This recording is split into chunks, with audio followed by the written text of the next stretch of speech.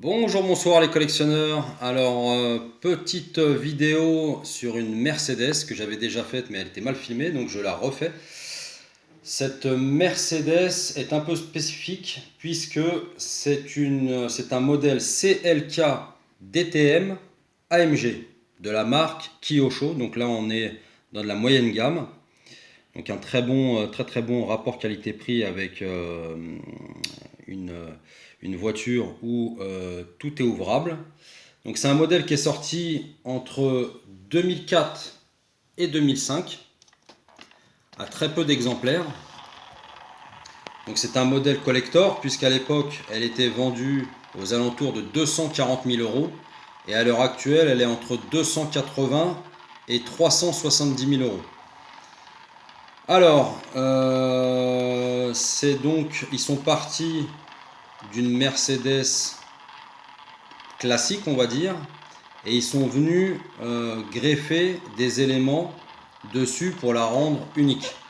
Donc on va regarder ça maintenant.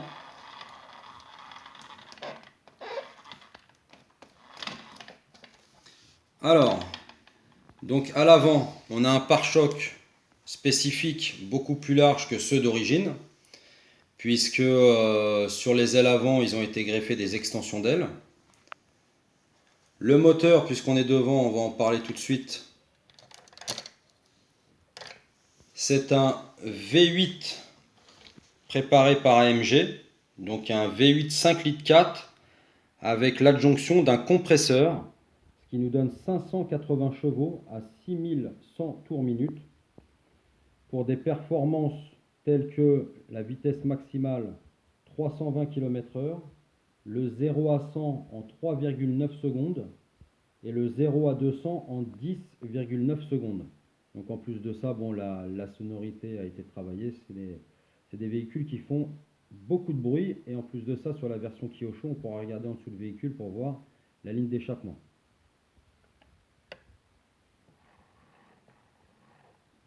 Ensuite, sur les côtés, nous avons à l'avant des jantes en 19 pouces avec donc les disques de frein percés qu'on voit très bien quand même.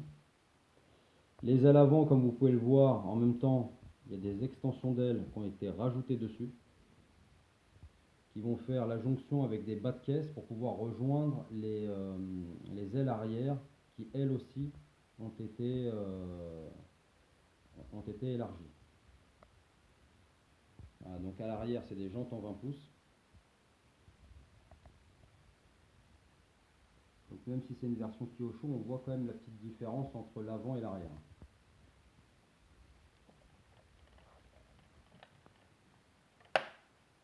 Des fois c'est un peu difficile à ouvrir, c'est quand même de la bonne qualité mine de rien.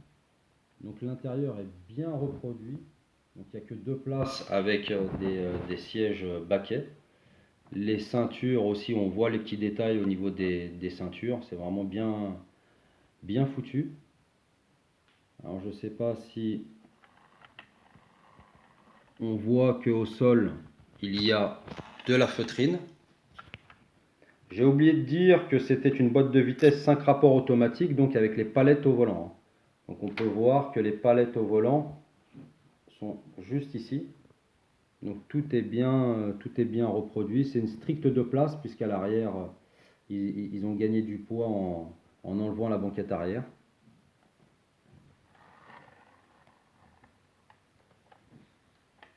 Même quand on ferme la porte, on entend bien que c'est de la bonne qualité.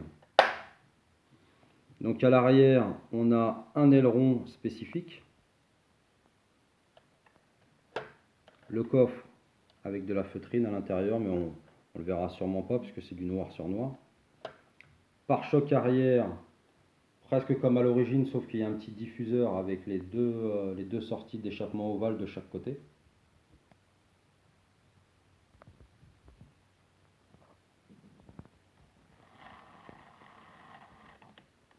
Là, on a un petit détail du côté passager, c'est le petit extincteur derrière le siège conducteur.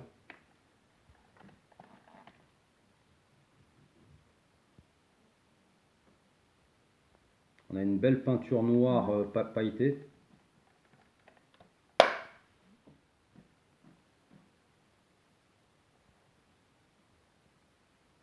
Et je vais vous montrer aussi, donc en dessous, la ligne d'échappement a été reproduite comme à l'origine.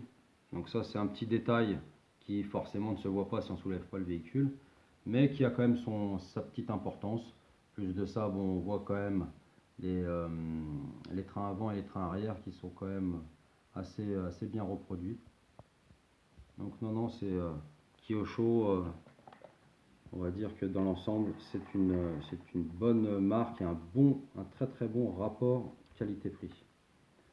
Voilà, donc j'espère que cette petite vidéo sera quand même bien meilleure que la précédente. Je